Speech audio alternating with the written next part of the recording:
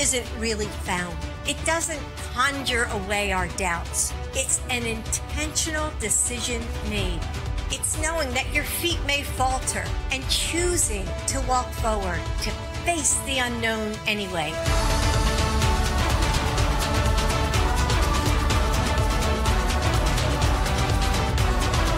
They remind us of something we must never forget, that it is often women who lead the charge for human rights, democracy, and justice, including in places where women hold much less than half of the political, economic, and social power. That's why the equal rights and dignity of women and girls is a foreign policy priority for the United States.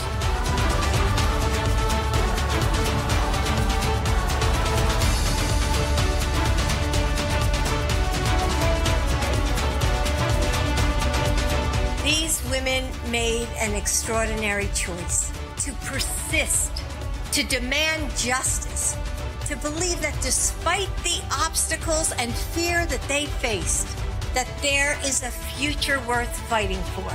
And we have a choice to make too, that justice can only be justice if it's for all.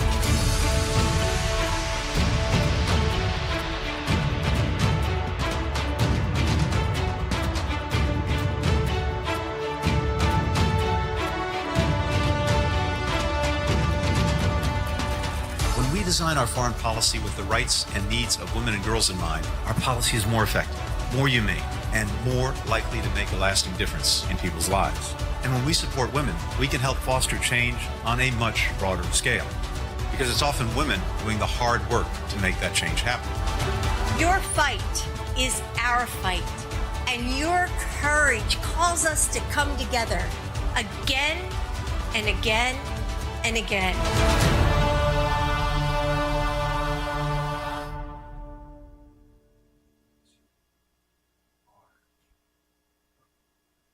Good morning and welcome to the 16th Annual International Women of Courage Awards.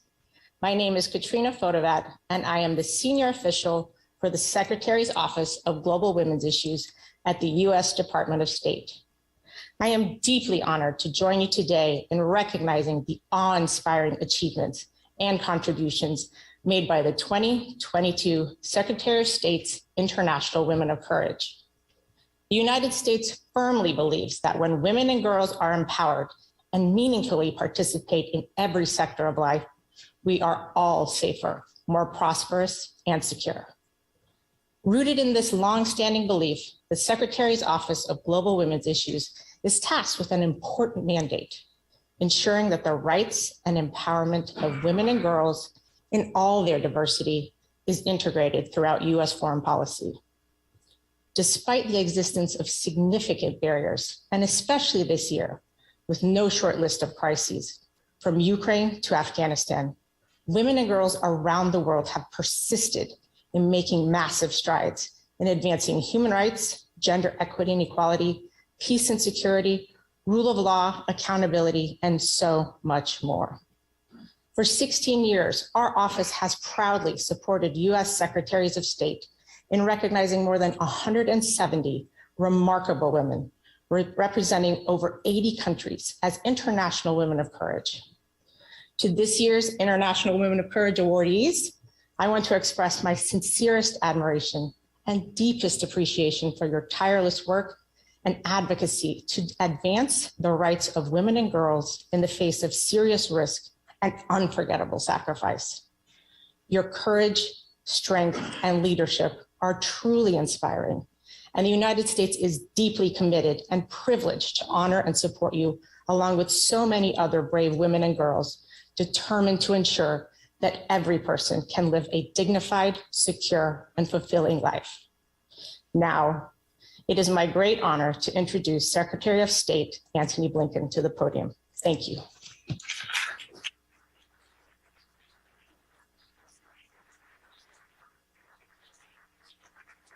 Thank you, and good morning, everyone, and good afternoon, good evening to those joining us from literally around the world, especially our honorees today.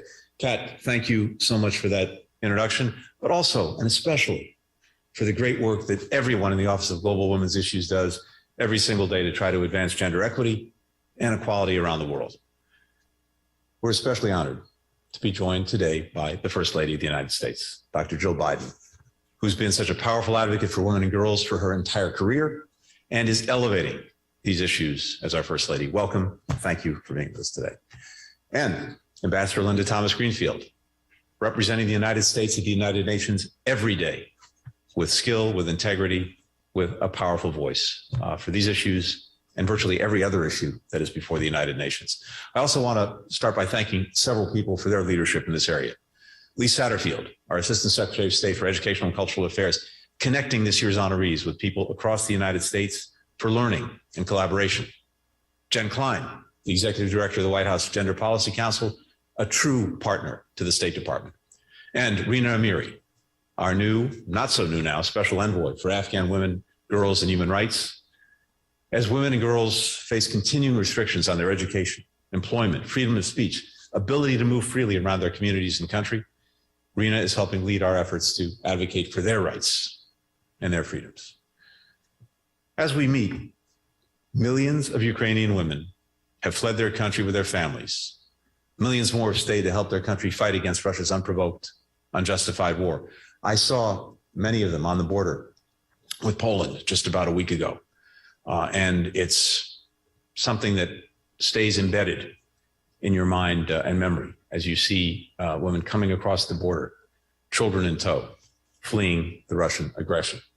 One of them is Ruslana Luzichenko, a singer, democracy leader in Ukraine, and a 2014 International Woman of Courage awardee. During the Euromaidan protests in 2013, Ruslana performed the Ukrainian national anthem every night, despite death threats, to cheer other protesters, to encourage nonviolence. She's in Ukraine now, using her voice to share information about the war. Like Ruslana, this year's Women of Courage are making our world more peaceful, more just. Across 4 continents, they're tackling complex challenges from organized crime to environmental degradation. They're advancing the rights of women, girls, LGBTQI plus people, and other marginalized groups. And despite harassment, violence, imprisonment, they persist. Unfortunately, because of the COVID-19 pandemic, this year's awardees are joining us via video. But I am deeply honored to introduce and celebrate these remarkable women. Simone Sibilia do Nascimento, a prosecutor in Rio de Janeiro, the first woman to lead the state's organized crime unit. She's taken on corruption, militias, drug trafficking. She's prosecuted high-profile cases of gender-based violence and attacks on activists, including the murder of a city councilwoman and her driver.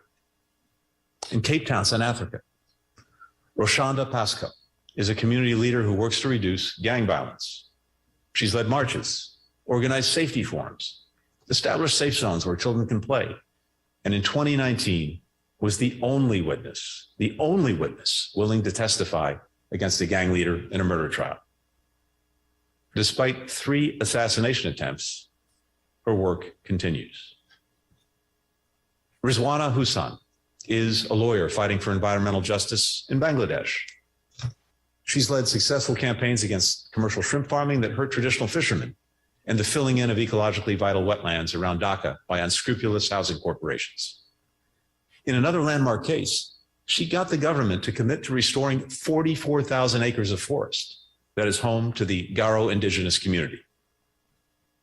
After Liberia's civil wars, in which violence against women was widespread, Tasia Boyeno Harris dedicated herself to reducing gender-based violence, increasing women's political participation.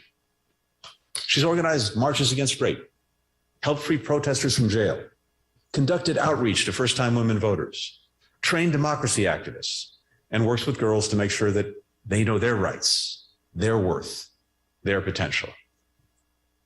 Ethan Zamong is a democracy activist in Burma. In 2015, she was imprisoned for organizing a 400-mile march, protesting a ban on student unions and teaching in ethnic minority languages. During the regime's 2021 crackdown, she led other protests. A new warrant was issued for her arrest. Today, she's in hiding, but continues to advocate against the regime's oppression. Josefina Klingor Zuniga promotes ecotourism among Colombia's Pacific coast, an area with a history of conflict, driven by narco traffickers and illegal armed groups.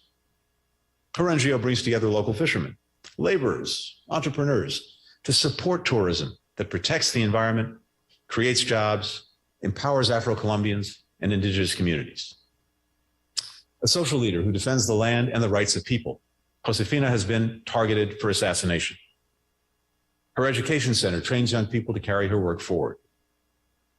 In Moldova, more than 1 in 3 women and girls over the age of 15 have experienced domestic violence. Though she faced powerful opposition, Doinu Garman, a member of parliament, campaigned for Moldova to ratify the Istanbul Convention, recognizing gender-based violence as a human rights violation.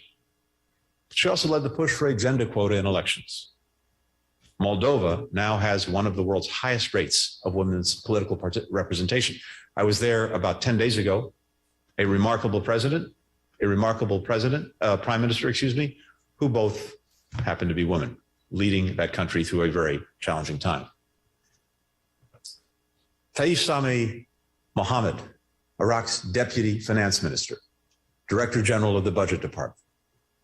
Because of her persistent efforts to end corruption, she's earned the nickname Iron Woman. Despite threats, she stopped bribes, uncovered schemes to inflate payrolls and enrich corrupt officials, redirected significant resources back to programs that serve the Iraqi people. In December, Phan Don Chang was sentenced to 9 years in prison in Vietnam for her writing on democracy and human rights.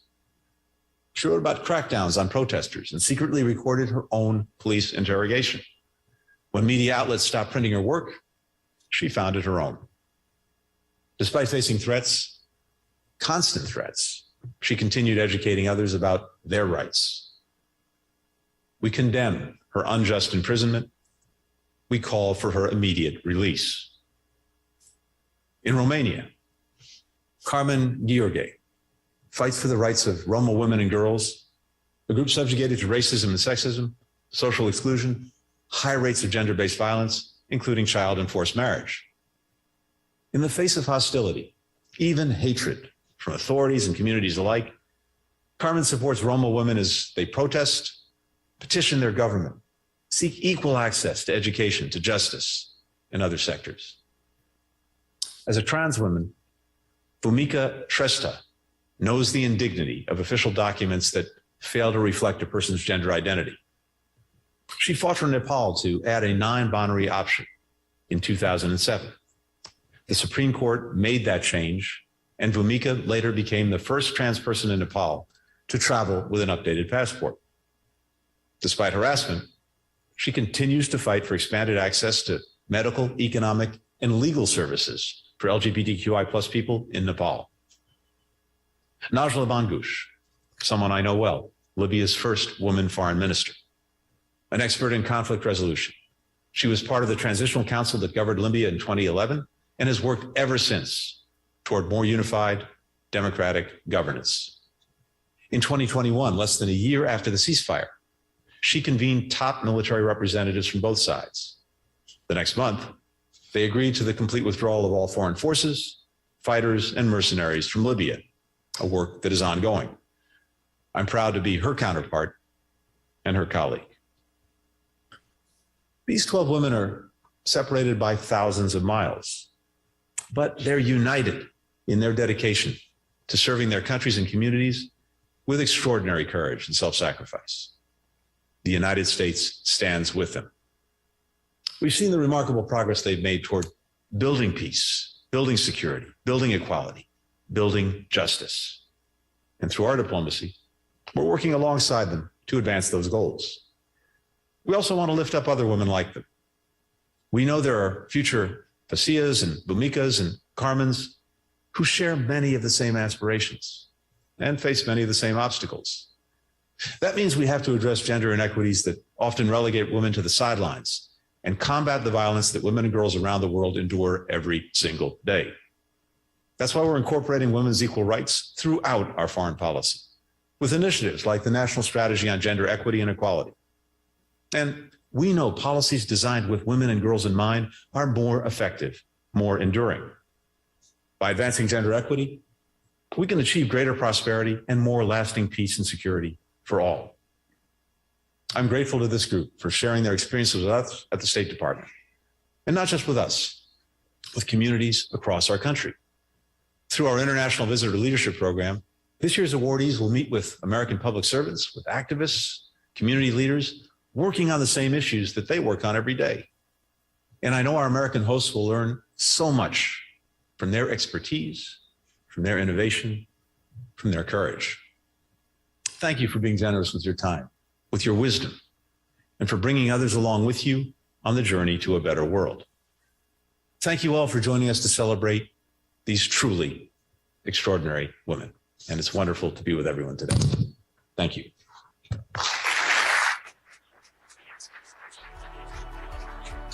My name is Helen Mufay. I'm the U.S. Chargé d'Affaires to the People's Republic of Bangladesh. It is my great honor to introduce Rizwana Hassan as a recipient of the U.S. Secretary of State's 2022 International Women of Courage Award. We express our deepest congratulations to you, Rizwana, on this happy occasion. Rizwana demonstrates impressive courage and tenacity in her mission to protect the environment and defend the dignity and rights of marginalized people in Bangladesh. As an environmental lawyer with over 2 decades of activism, Rizwana has won monumental landmark legal cases against deforestation, pollution, unregulated shipbreaking, and illegal land development, among many others. She has inspired and mentored a generation of young environmental activists across Bangladesh, including fellow Bangladeshi alumni of U.S. government-funded exchanges. As the chief executive of the public interest law firm Bangladesh Environmental Lawyers Association, this work has rarely been easy and often comes at great personal cost. Rizwana faces threats from powerful commercial interests, and her family has been a target for violence as well. Nevertheless, Rizwana persists, displaying exceptional courage and leadership. In Bangladesh, a country on the front lines of climate change, Rizwana inspires us all with her commitment to environmental justice, providing a voice for the vulnerable. For her tireless work at the intersection of environmentalism and human rights, she is recognized as an International Woman of Courage. Thank you, Rizwana, and congratulations on receiving this prestigious award. I'm Douglas Conniff, Chargé d'Affaires at the United States Embassy in Brasilia. It's an honor to present Simone Sibilio do Nascimento, whose distinguished career in public service has demonstrated, time and again, her personal courage and professional devotion to justice. As one of the most prominent women in Brazil's Attorney General's office, Simone has served as a prosecutor for 18 years with the state of Rio de Janeiro's public ministry. She plays a vital role in creating more secure communities by combating organized crime and public corruption, militias, and drug trafficking. When faced with opposition, this remarkable and dedicated prosecutor has never wavered. Simone has established herself as a policy leader amid challenging and sometimes dangerous conditions. She has held accountable dozens of perpetrators of extrajudicial killings, political violence, and economic exploitation of vulnerable populations. Her fellow citizens recognize in her an important leadership example, not only for Rio de Janeiro and Brazil, but for the world. She is the first woman ever to lead the Rio de Janeiro State Attorney General's specialized unit tasked with combating organized crime, one of the most prominent and sophisticated investigative units in Brazil. Simone has developed effective prosecution strategies on cases related to money laundering, arms trafficking, and transnational crime.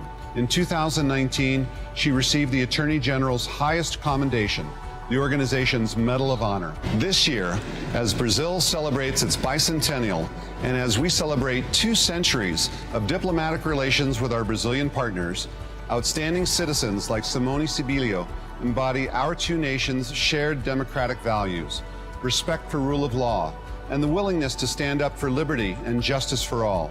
We are proud to see her honored as an International Woman of Courage. Thank you.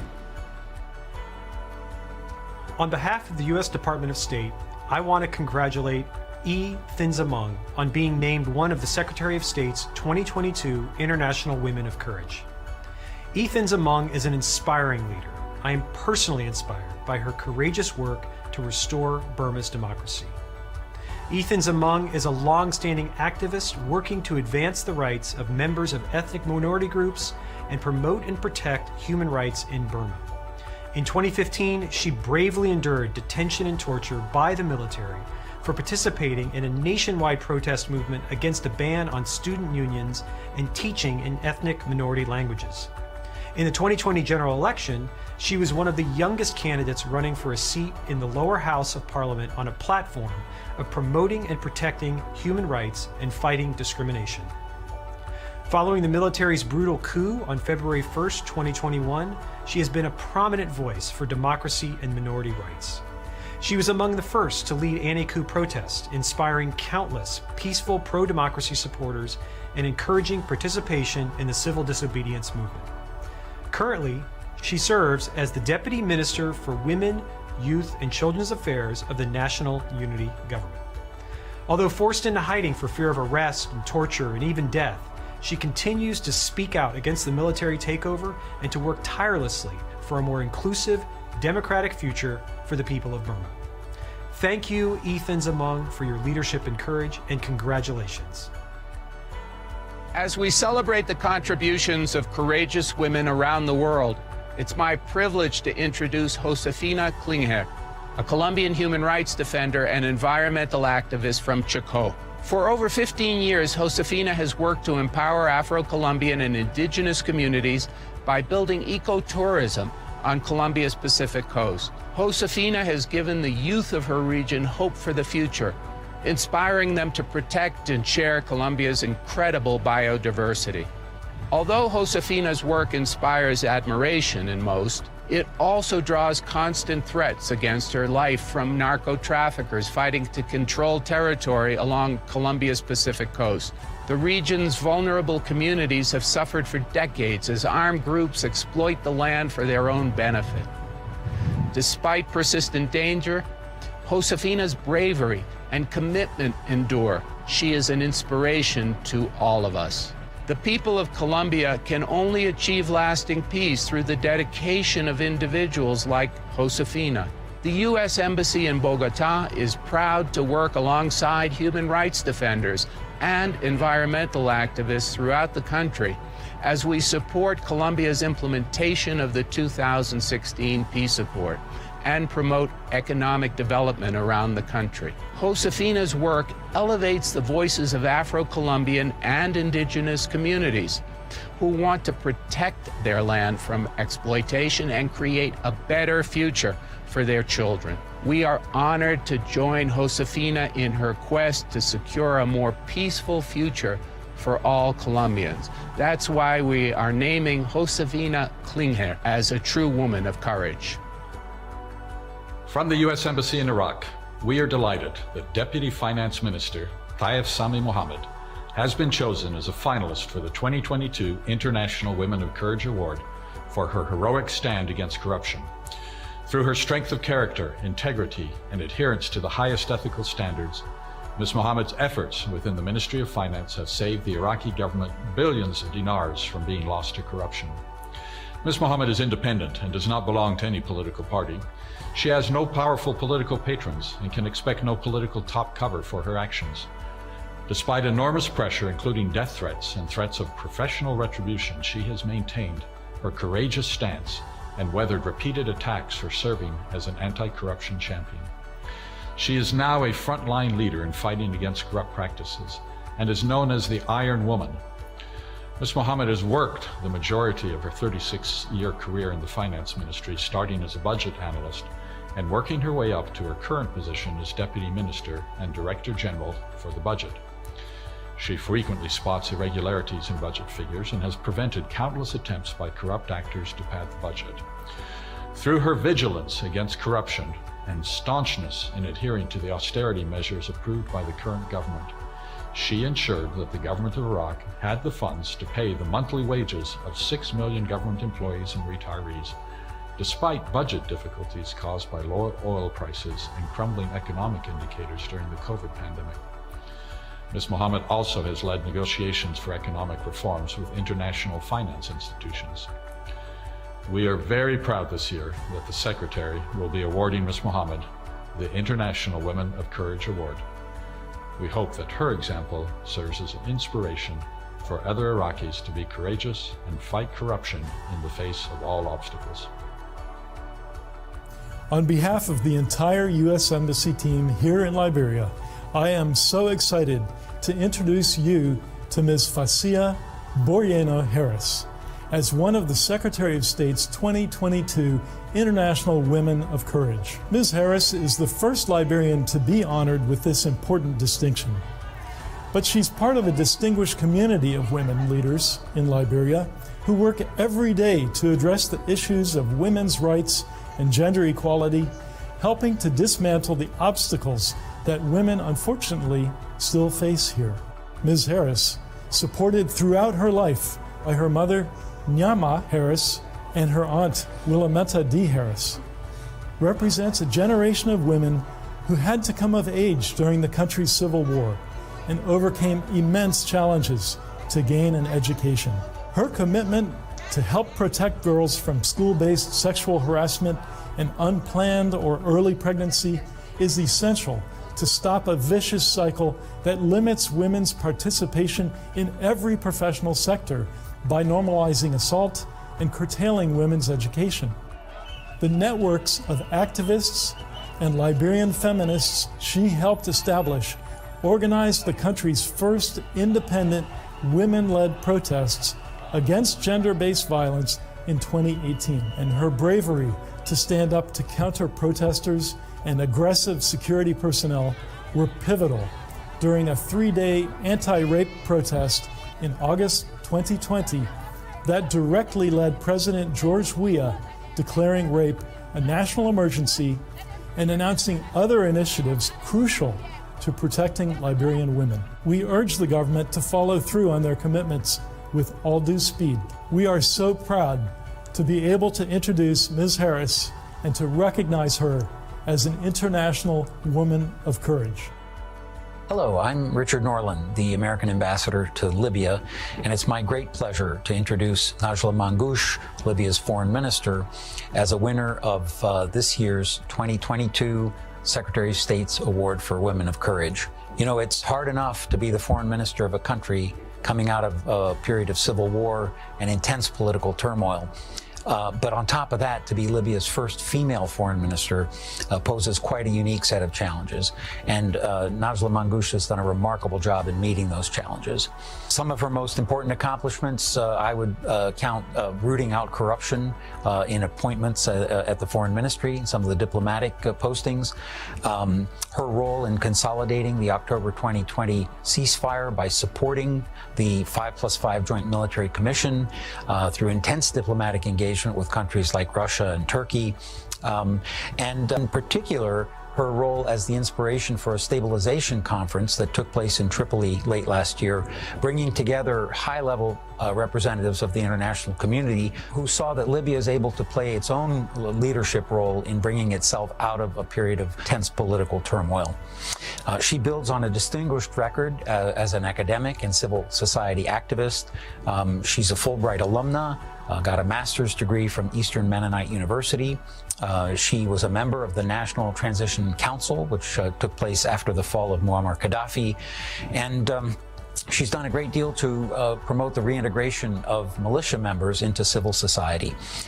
Libya is very lucky to have Najla Mangoush as its foreign minister, and the U.S. Embassy is very lucky to have her as a partner. Bună ziua from Chișinău, Moldova. It is my great honor to introduce Doina German, Chair of the Moldovan Parliament's Foreign Relations and European Integration Committee. Ms. German is a leader in the fight for gender equality and the rights of women and girls in Moldova. She led the passage of landmark legislation establishing electoral gender quotas that resulted in women now holding 40% of the seats in Moldova's parliament, an all-time high. Ms. German was also the driving force behind Moldova's ratification of the Istanbul Convention, a treaty designed to protect women and girls from domestic and gender-based violence. Despite personal attacks and pressure against her and her family, this intrepid leader never yielded in her efforts to secure protection and justice for countless survivors of gender-based violence. The citizens of the Republic of Moldova have clearly expressed their vision for their country as a fully democratic and prosperous state, firmly integrated within Europe, secure within its internationally recognized borders, and with an effective government that is accountable to its citizens. Ms. German's work is improving the lives of women and girls, and by increasing their political representation, is empowering women to fully contribute to their country's transformation. We are proud to recognize you, Doina German, as one of Secretary Blinken's 2022 International Women of Courage. U.S. Embassy Kathmandu congratulates Bhumika Shrestha on receiving the International Women of Courage Award. When Bhumika came out as transgender at age 16, her family was harassed and she was kicked out of school and physically assaulted. Yet, as Bhumika has said, living a lie throughout your life can be very damaging, both to the soul and society. She grew up to challenge Nepal's social taboos and discrimination. She helped shape the country into a regional leader for transgender rights. Joining the Blue Diamond Society, now the foremost organization advocating for the rights of the LGBTQI+ community, she worked to bring these issues into the national and political discourse. She fought to include LGBTQI+ individuals in the national census and started awareness programs in schools after having experienced bullying in school herself. She and the Blue Diamond Society started a campaign to allow transgender people to correct their citizenship certificates and reflect their gender identity rather than the sex assigned to them at birth. In 2007, Nepal's Supreme Court held that individuals could identify as third gender in an other category for citizenship documents, but it did not address one's ability to change their gender marker to match their whole identity. She subsequently changed her gender marker to other, but continued her lobbying efforts. After being harassed during international travel because her passport still listed her gender as other, she fought even harder. And in April 2021, she became the first transgender person in Nepal to successfully change the gender marker on their passport from the other category to female or male, opening a pathway for other transgender, intersex, and gender nonconforming people to live more openly and equally. After enduring harassment and violence in order to advocate for human rights, she has become the face and voice of LGBTQI advocacy in Nepal. Her courage inspires us all, and it uplifts, as she says, both soul and society. So congratulations, Bhumika, on receiving this prestigious award. Namaste. It is my great honor to introduce Carmen George of Romania as one of the Secretary of State's 2022 International Women of Courage. Ms. George has demonstrated exceptional courage and leadership in advocating for Roma women and girls. As Carmen proudly and repeatedly states, her work starts where roads, water, and power supply networks end. That is where the Roma community lives. Carmen empowers these women to fight for their rights and demand access to education, healthcare, infrastructure, property ownership, and identity documents. Despite racism, skepticism, and discrimination from local authorities, Carmen and local Roma continue to exercise their freedom of speech and assembly to voice their complaints. Despite the adversity she has faced, Carmen courageously persists in her efforts to empower Roma women. We applaud you, Carmen Georgia, for the work you've done and continue to do to create a more fair, tolerant, and peaceful society. I'm so proud to be here today to introduce Roshanda Pasco from Cape Town, South Africa, as our International Women of Courage awardee. In July 2016, Shanda witnessed a brutal murder of a young man by a gang member. The killer stared directly at Shanda, only a few feet away from her, threatening her as he continued to stab the young man. Shanda knew the victim well, and she comforted him while he lay dying in the street. And due largely to her credibility as a peace activist, gang members began to harass her and they threatened her in an effort to silence her. When she persisted, they broke into her home and fired guns at her colleagues, and even at her children. But thanks to her courageous testimony a South African court convicted the perpetrators and they issued the maximum prison sentences. Despite these sentences, the gang leader maintained a hit on Shanda, and she and her family continue to this day to live in hiding. Shanda embodies the truth. Courage is not the absence of fear, but rather it's pushing on despite that fear. The entire U.S. mission to South Africa and I are pleased and privileged to present Shanda Pascoe as an International Women of Courage awardee. And we thank her for her service, for her sacrifice, and for her commitment to the human rights and dignity of all people.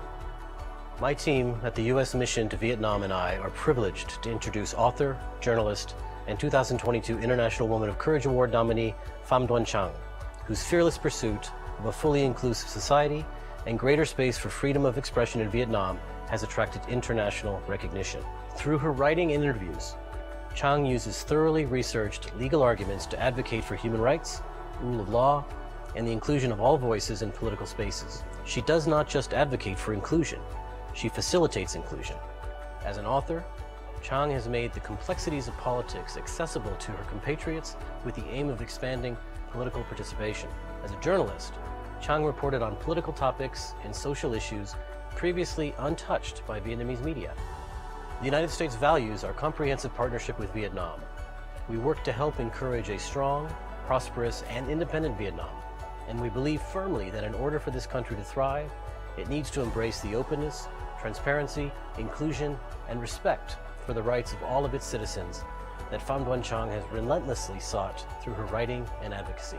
When Vice President Harris was in Hanoi last August, she said, "We will always be true to our values and will not shy away from speaking out, even when those conversations may be difficult to have and perhaps difficult to hear." Pham Duan Chang's fearless advocacy has come at great personal cost. She is currently serving a 9-year sentence in prison in Vietnam on the charge of creating propaganda against the state. And still, Chang has attained both humility and sense of hope for a bright future in which all individuals in Vietnam can express their views freely and without fear of retaliation. We applaud you, Pham Duan Chang, for your work as a champion of human rights. Your bravery continues to inspire people in Vietnam and all over the world.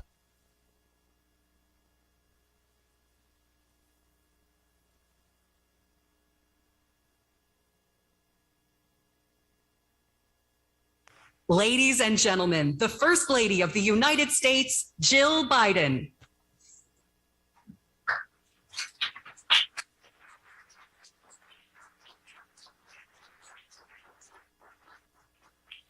Thank you. Thank you very much. And good morning. Amazing women, weren't they? Oh my gosh.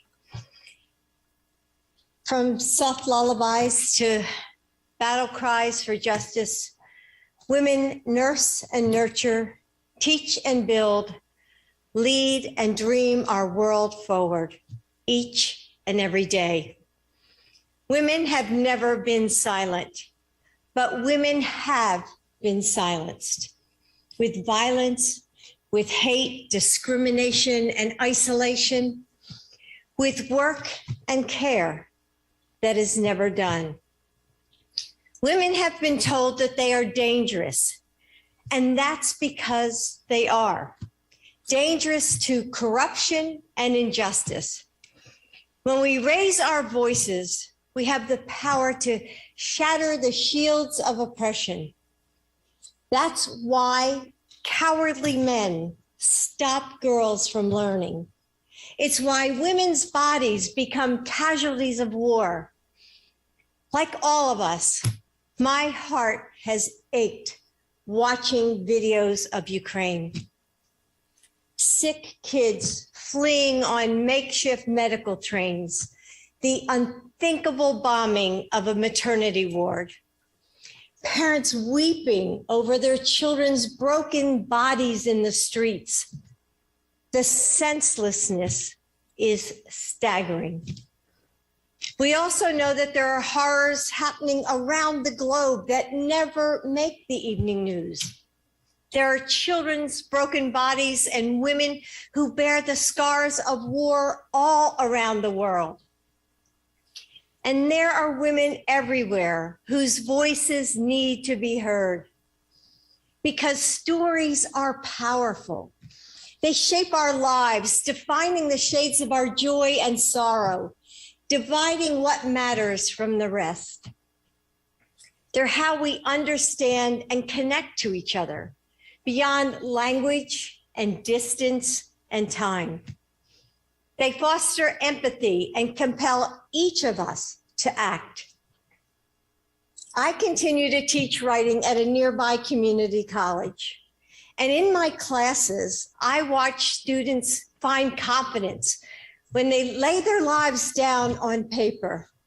I've seen them draw closer to one another when they share, realizing that their differences are precious and their similarities infinite. The stories we tell mattered. My husband, our president, knows that. He knows how the stories he heard from survivors of abuse kept him up at night, how they inspired him to write and champion the Violence Against Women Act. He knows that their women's voices have been at the heart of resistance to tyranny, and that no country that oppresses half of its population can thrive. And he knows that the United States must lead a global community dedicated to stopping the corruption and injustice and brutality that silences women. Because there can be no true democracy, no true peace, no true prosperity without women's voices. There can be no history without our stories. And that's why what we do here resonates far beyond these walls. For 16 years, these awards have lifted up the voices of women around the world. It has shined light on the struggles and strength of women in the global North, South, East, and West. It has declared to all, the United States stands with these heroes. They are not alone. Today we honor 12 women, and we go further, giving them a platform to speak their truth in their own words. We recognize the power that they hold to take on the most dire challenges of our time and move us all to do more. When you hear their words, hold them close to your heart. Share them with your daughters and sons and with everyone you know. Tell their stories because they can inspire our world to rise to their courage. Tell them because women warriors everywhere need to hear what's possible. Tell them because there's a sisterhood of girls who hold a universe of possibility within themselves, who need to know that the future belongs to them too. To all women of courage, those fighting injustice in Latin America or hoping to learn in the Middle East, working for democracy and stability in Europe, protecting their families in sub-Saharan Africa, or speaking out against gender violence in Asia.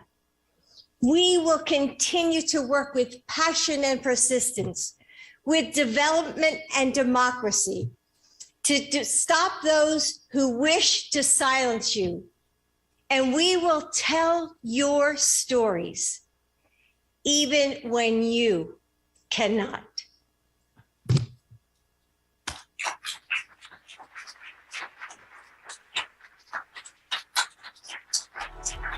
Has added more force and strength to my work.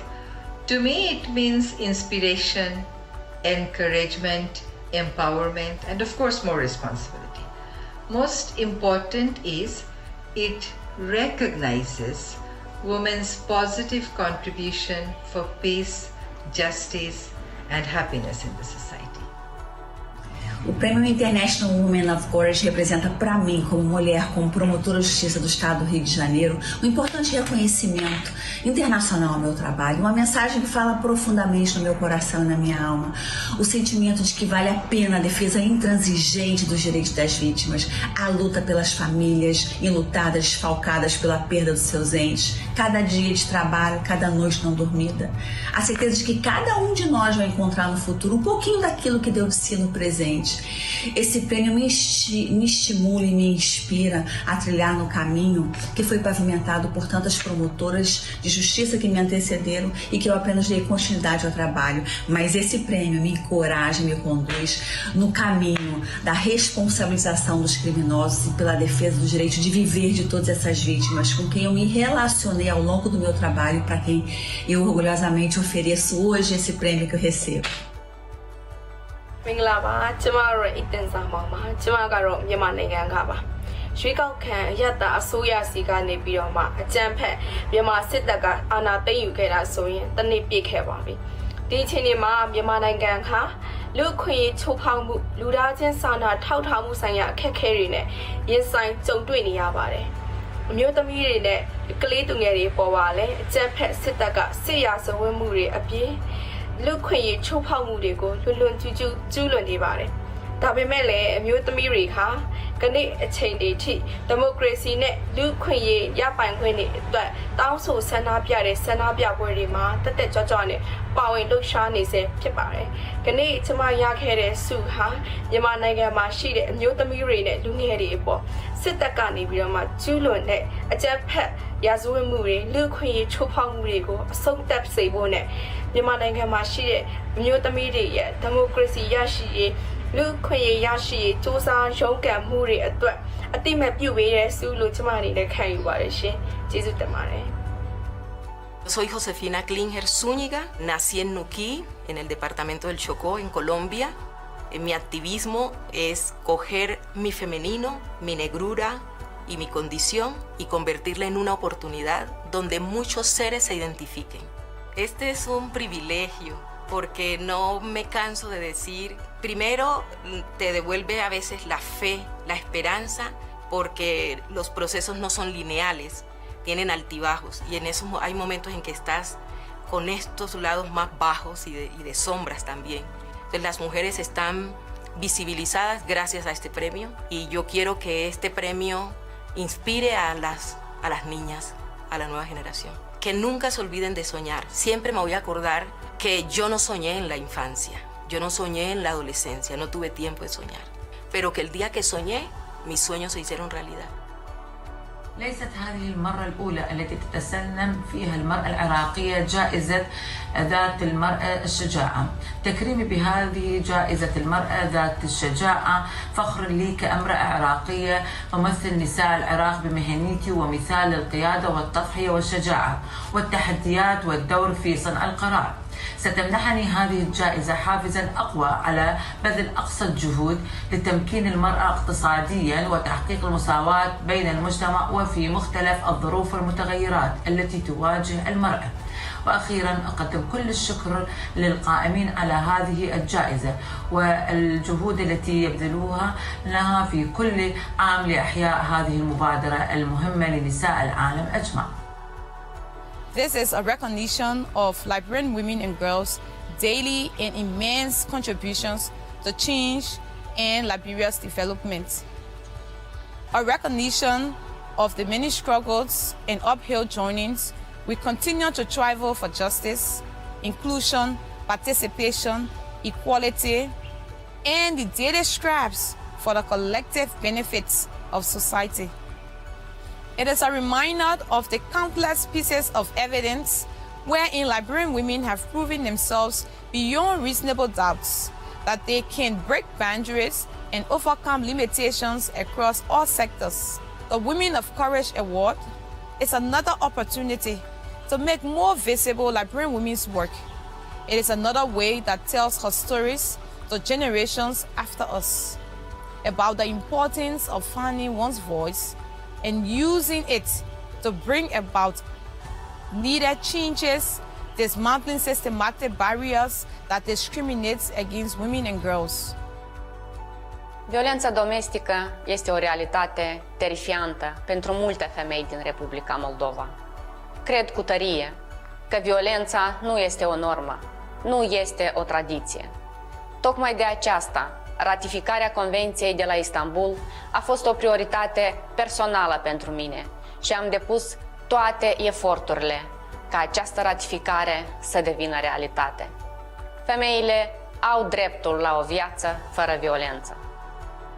नमस्ते मेरो नाम भूमिका श्रेष्ठ म transgender woman म चाहिँ blue diamond सोसाइटीमा विगत लामो समयदेखि कार्यरत छु र यौनिक तथा लैङ्गिक अल्पसङ्ख्यक महासङ्घको उपाध्यक्ष विगतको दिनहरूमा हामी जस्तो यौनिक तथा लैङ्गिक अल्पसङ्ख्यक समुदायलाई धेरै समस्याहरू हुने गर्थ्यो विभिन्न किसिमको भेदभाव विभेदको शिकार हुनु पर्थ्यो र अहिलेको अवस्थामा अहिलेको नयाँ संविधान 2072ले हामी जस्तो यौनिक तथा लैङ्गिक अल्पसङ्ख्यक समुदायको आवाजलाई सुनिश्चित गरेको छ धारा 12, 18, 42मा मलाई एकदमै खुसी लागेको छ गर्वको कुरा पनि हो र मेरो लागि यो पुरस्कार एकदमै अर्थपूर्ण र महत्त्वपूर्ण राख्छ थप ऊर्जा थप मलाई जिम्मेवारी वहन गराएको छ महिला साहसी पुरस्कारले व्यक्तिको मेहनत परिश्रमलाई पहिचान गर्छ सबैजनालाई धन्यवाद दिन चाहन्छु Numele meu este Carmen Gheorghe, sunt activistă romă și feministă, președinta organizației E-Romnia, Asociația pentru promovarea drepturilor femeilor rome.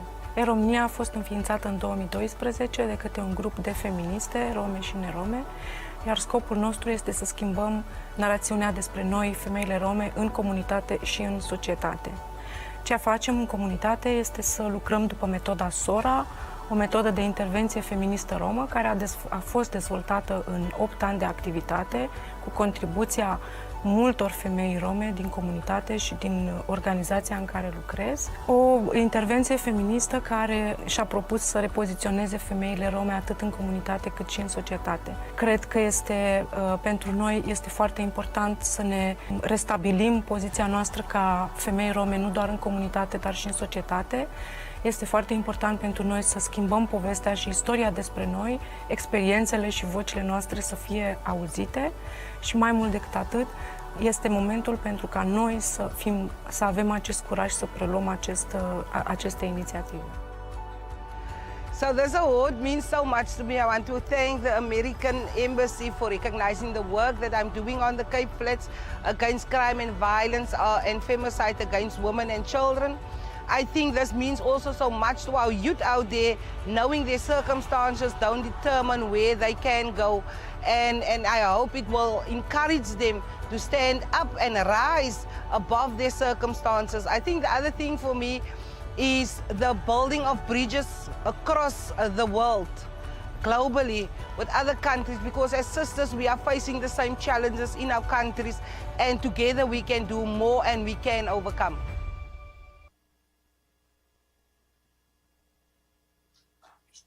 Ladies and gentlemen, the representative of the United States of America to the United Nations, Ambassador Linda Thomas Greenfield.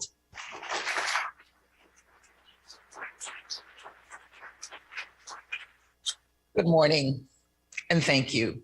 It's really an honor to be here, and I'm so grateful to be here with First Lady Dr. Biden and Secretary Blinken and the State Department for hosting this inspiring event. Most of all, I'm in awe of the heroines we are here today to celebrate. You are activists and journalists, peacemakers and parliament members. You are prosecutors fighting organized crime and corruption. You are community leaders bravely testifying against gang leaders.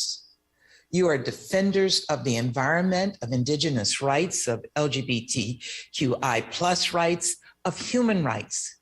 You have shut down sexual harassment and lifted up the next generation of women leaders. You listen, you lead, and you show courage beyond belief.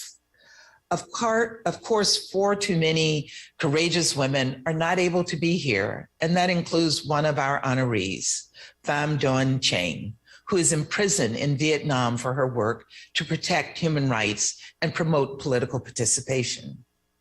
And then there are the tens of thousands of other women, too many to count, who demonstrate unimaginable bravery in the face of impossible cruelty each and every day. Right now, I cannot stop thinking about the mothers in Ukraine, the mothers who've been forced to give birth in bomb shelters, the mothers who've been forced to pass their children alone, terrified, into crowded trains, leaving the country, the mothers who've taken up arms to defend their families, their communities, their country. And then there are the women and girls in Afghanistan who are being excluded from schools and jobs after decades of progress. Are the women and girls in Ethiopia who are being subjected to rape as a weapon of war. These are all our sisters.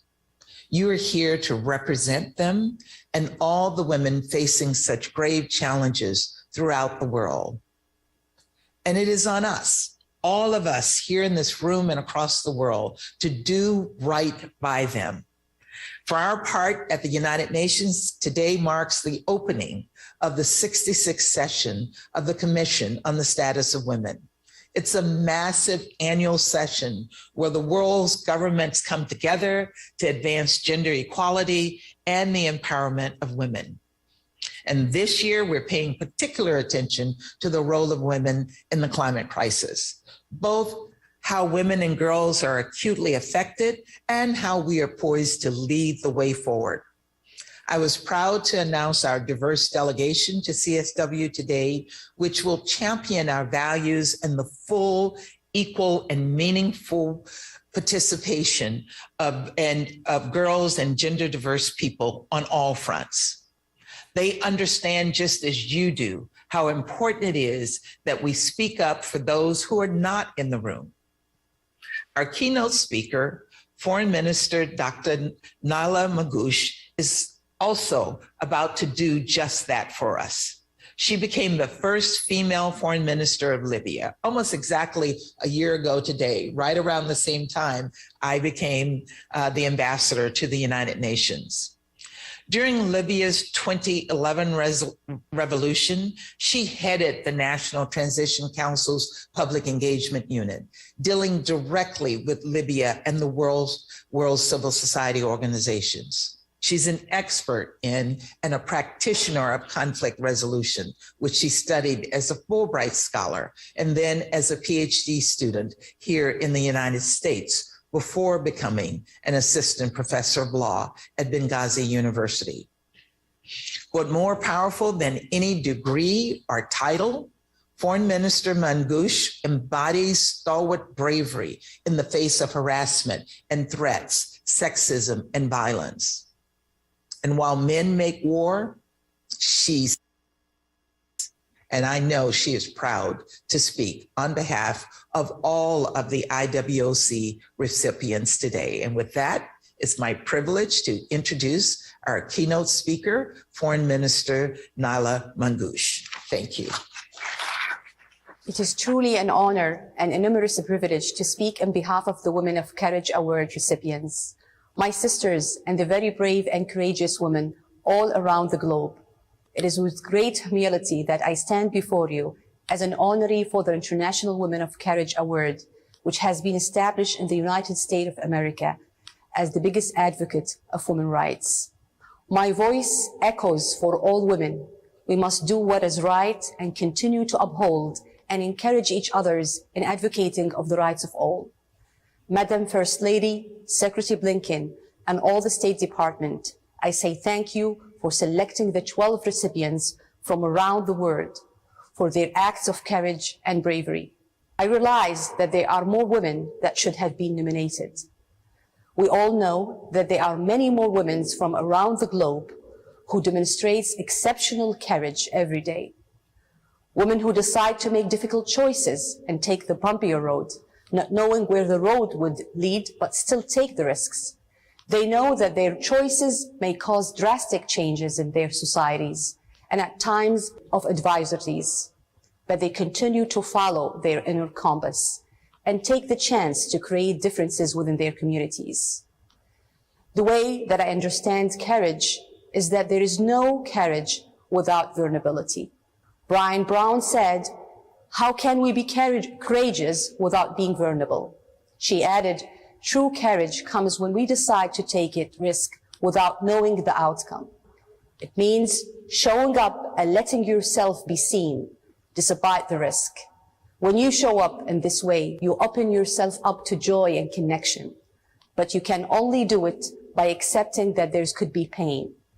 When you show up to work the day after you got divorced, when there are young girls walking to their schools, knowing that they may lose their lives because of ongoing conflict, when you decide to leave your kids for a greater cause because you decided to teach them to be brave and strong instead of being depend on you all the time, when you decide to listen to your true self when it is hard to speak up, when you decide to be a woman in senior position, knowing that that means will you be under the microscope all the time, being judged, criticized, and bullied. That's courage. Women who decide to risk it all and leave their home, countries, their safe havens in search of self-fulfillment elsewhere. That is courage. Women who believe in change, no matter how small, and seek to make it happen in their families, societies, and countries. These are all courageous women. Not to mention women in politics, something I also get to experience firsthand every day.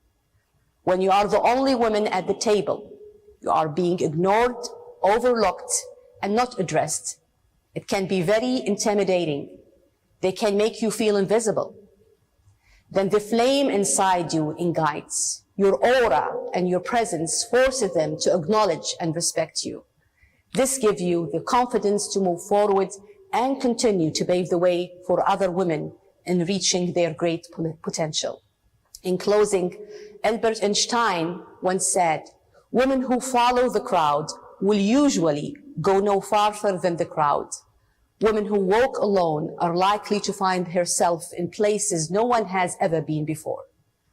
We should continue to unite and build up each other in a world that often overlooks our accomplishment. On behalf of all the 12 selected recipients of the Women of Courage Award, I would like to thank you once again.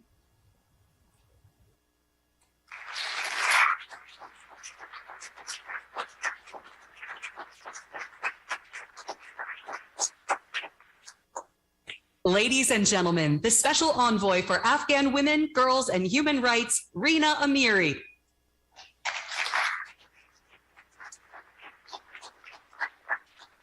Thank you very much. I want to begin by thanking First Lady Biden, Secretary Blinken, Ambassador Thomas Greenfield for their powerful words, and by congratulating the awardees of this year's International Women of Courage. Sometimes I wish the world did not demand so much courage of women. They're courageous because of the daily inequities and injustices of the world. As President Franklin Delano Roosevelt said, courage is not the absence of fear, but rather the assessment that something else is more important than fear. There is perhaps no place in the world where this is truer for women than in Afghanistan. On August 15th, when the Taliban took over Kabul, Afghan women from all walks of life were stripped of their rights overnight. I want the audience to imagine themselves in this situation. I often do. I'm haunted by it. I imagine waking up and being told that I and the women and girls in my family no longer have the right to be educated, to work, to speak up, support our families,